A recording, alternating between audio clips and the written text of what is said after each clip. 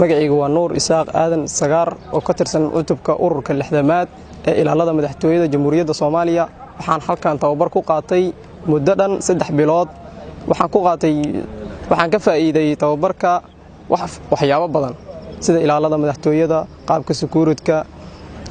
jimicsi fara badan gaardi in badan wax badan baan ka faa'iiday markaan soo galay waxaan ahaa nin xogaa birside oo furan haddana waxaan ahaa nin adag u dul qaadan kara wax walbo xaalad walbo isoo wajahdo waana maasan yihiin macallimiinteedii tababaray iyo dhammaan wariyaha bismillaahir rahmaanir rahiim qudrada arxalan digli xooga dalka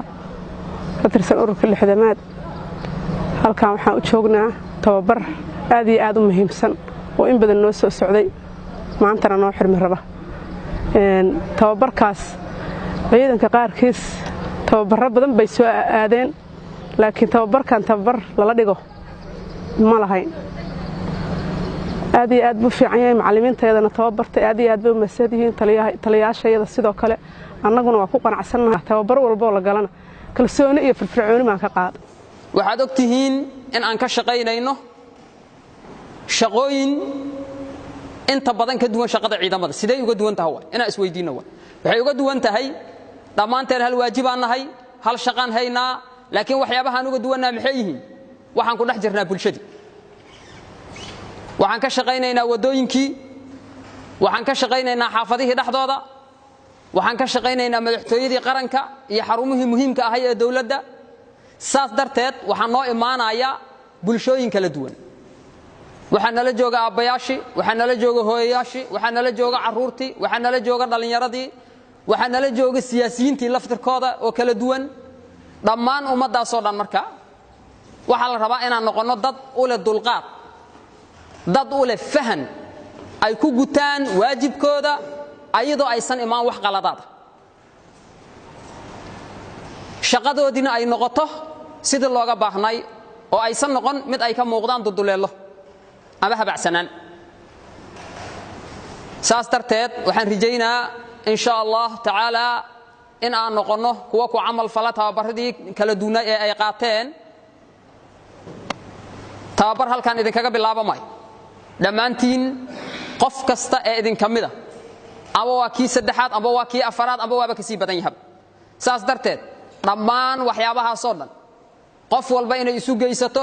isku kaabto ay noqoto qof dhammaystiran oo waajibka shaqo ee nasaaran ee nagala sugaayo ee noola idmaday si habsami leh oo wanaagsan oo habacsanaan aysan ku jirin oo duduleelo aysan ka muuqan oo dishibiliin ku dheehan yahay oo wadaniyad ku dheehan tahay oo ay ku dheehan tahay dad jacayl iyo dal jacayl inaan u qaban doontaan rajayna insha Allah annagana aan dabcan dhammaanteen anagoo garbaha ishaysana oo isgarab taagan oo hadafkeenu yahay wanaaga iyo qarannimada inaan wada gaari doono maalmihii ugu dambeeyaan ku jirnaa gabagabadii koorsadeenaan ku jirnaa waxaan idinku la dardaarmayaa mar kasta in aad xusiisnaataan casharadii kala duwanay waxaan rajaynayaa inaysan noqon doonin kuwa meesha aad ku qaadateen aad uga tagtaan waxaan rajaynayaa inaad noqotaan kuwa badiya dulqaadka iyo samirka maadaama aad bulshada ka dhex shaqaynaysaan waxaan idin rajaynayaa guul iyo caafimaad insha Allah